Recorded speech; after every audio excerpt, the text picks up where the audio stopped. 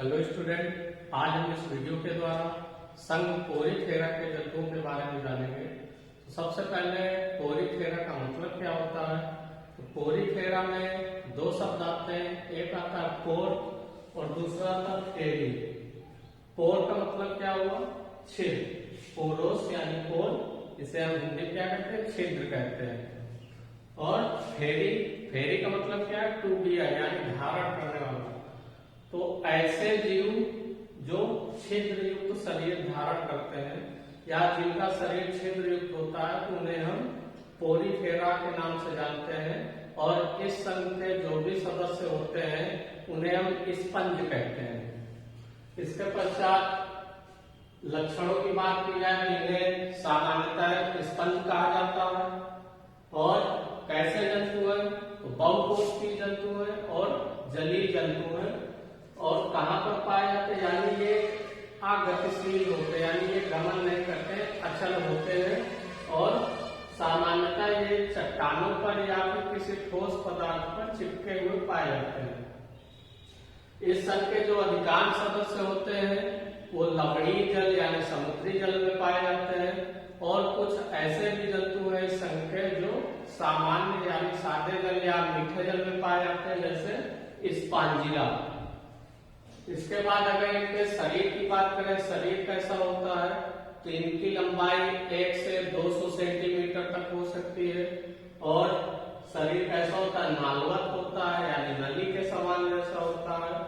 वृत्ताकार भी हो सकता है, गोलाकार भी हो सकता है, प्याले नुमा भी हो सकता है, या तस्तरी के आकार का भी हो सकता है, कीट नुमा भी हो सकता है, या फिर बिना किसी आकार का यानी कोई निश्चित आकार नहीं होता है, किसी भी आकार का हो सकता है। अब इनकी सममित की बात की जाए तो अधिकतर जो सदस्य होते हैं स्पंज होते हैं वो असममित होते हैं। असममित का मतलब है कि उन्हें केंद्र बिंदु से हम दो बराबर भागों में डिवाइड ना कर पाए।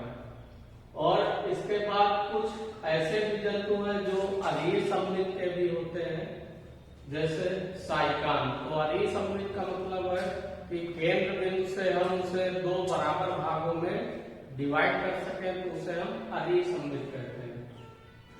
अब अगर इनका शरीर देखा जाए तो उसका स्तर क्या होता है, तो इनमें ऊतक नहीं पाए जाते हैं, यानी इनका जो शरीर होता है उसका संगठन कोशिकीय स्तर का होता है, यानी इसकी सभी क्रियाएं कोशिकाओं के द्वारा ही संपन्न होती है। स्पंज क्या है, ये प्रथम यानी सबसे पहला बहुकोशिकीय द्विस्तरीय जंतु है, यानी ये सबसे पहला बहुकोशिकीय द्विस्तरीय जंतु है। अर्थात द्विस्तरीय जंतु का मतलब क्या हुआ कि इनमें दो भ्रूणीय जनन स्तर, कौन कौन से, बाह्य जनन स्तर और आंतरिक जनन स्तर, यानी एक्टोडर्म और एंडोडर्म से ये विकसित होते हैं। यानी इस संघ के जो भी सदस्य जीव हैं वो बाह्य जनन स्तर यानी एक्टोडर्म तथा आंतरिक जनन स्तर यानी एंडोडर्म, इनके द्वारा ये दो जो जनन स्तर है उनके द्वारा इनका विकास होता है। अगर इनके शरीर की बात की जाए तो शरीर इनका कैसा होता है, छिद्र युक्त होता है, इसी कारण से हम इन्हें स्पंज कहते हैं। तो ये छिद्र इनमें दो तरह के पाए जाते हैं। इनमें से कुछ छिद्र होते हैं जो जल, क्योंकि ये जलीय जंतु है तो ये जल को उन छिद्रों के द्वारा शरीर के अंदर ले जाते हैं। तो जल को अंदर खींचने वाले जो छिद्र होते हैं उन्हें आस्किया कहते हैं, तथा जल को बाहर निकालने वाले जो छिद्र होते हैं उन्हें अपवाही रंध्र या आस्कुलम कहते हैं। और इनमें स्पंज गुहा उपस्थित होती है। स्पंज गुहा यानी एक बहुत अधिक मात्रा में या बहुत ज्यादा इनमें खाली स्थान पाया जाता है, यानी एक प्रकार की गुहा पाई जाती है जिसे हम क्या कहते हैं, स्पंज गुहा।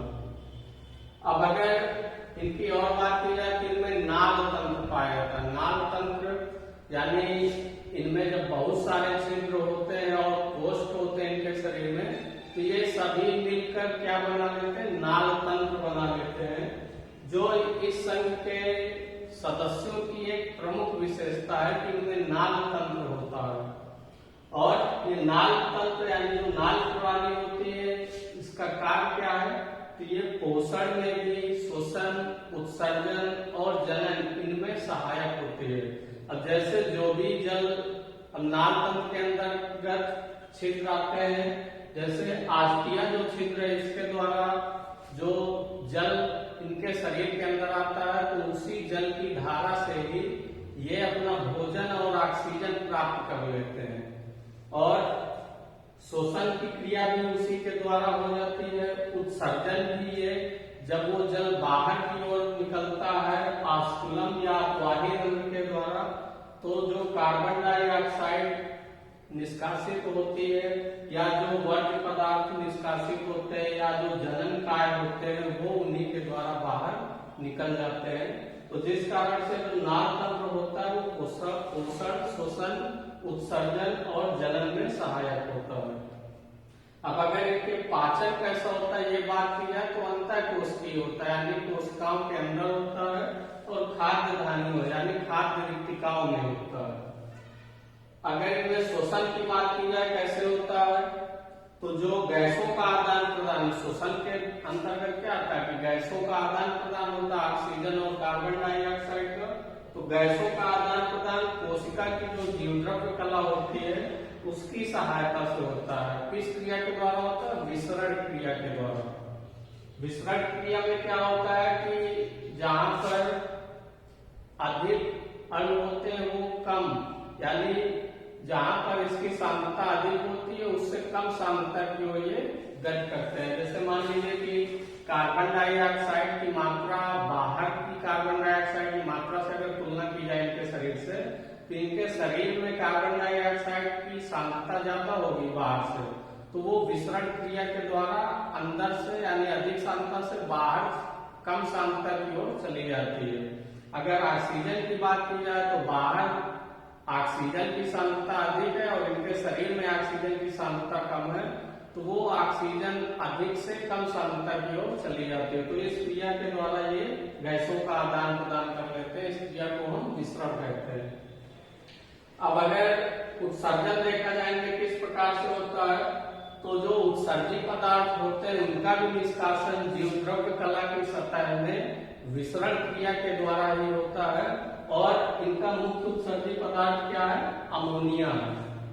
अब अगर देखा जाए कि ये जीव कैसे होते हैं, तो द्विलिंगी जीव है, यानी उभय लिंगाश्रयी है, यानी इनमें नर जंतु और मादा जंतु अलग अलग नहीं होते हैं, यानी इनमें नर जननांग और मादा जननांग एक ही जीव में पाए जाते हैं। अगर इनमें जनन कैसा होता है तो जनन अलैंगिक होता है, और कुछ जीवों में लैंगिक जनन भी पाया जाता है।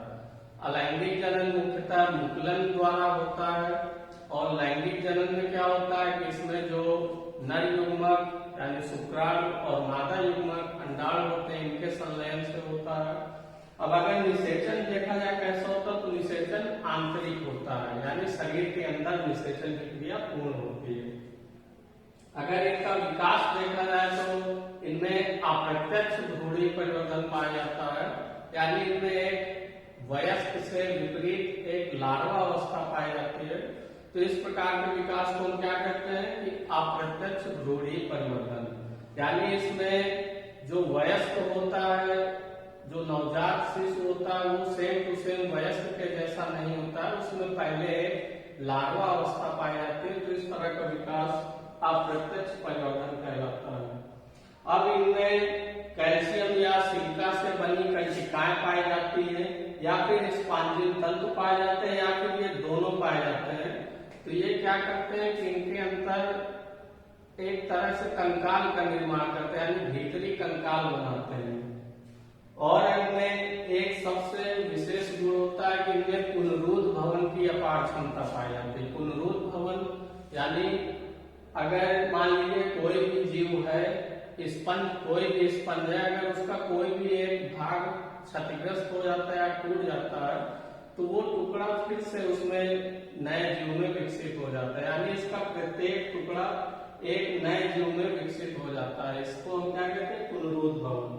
अब इस संघ में कौन कौन से जीव आते हैं अगर उनकी बात की जाती है, तो ल्यूकोसोलिनिया हो गई, साइकान हो गया, यू स्पांजिया हो गए, स्पांजिला हो गया और यूप्लेक्टेला हो गया। स्पांजिला जो है तो ये समुद्री जल में नहीं पाया जाता है, स्वच्छ जल यानी मीठे जल में पाया जाता है। अगर यूप्लेक्टेला की बात की जाए तो ये एक सुंदर गुलदस्ते के जैसा होता है, तो इसे वीनस फ्लाईट्रैप के नाम से भी जाना जाता है। तो आज इस वीडियो के द्वारा हमने ये जाना है कि पोरीफेरा संघ के लक्षण क्या होते हैं और इसमें कैसे कैसे जंतु पाए जाते हैं। आप लोग इसका स्क्रीनशॉट भी ले सकते हैं।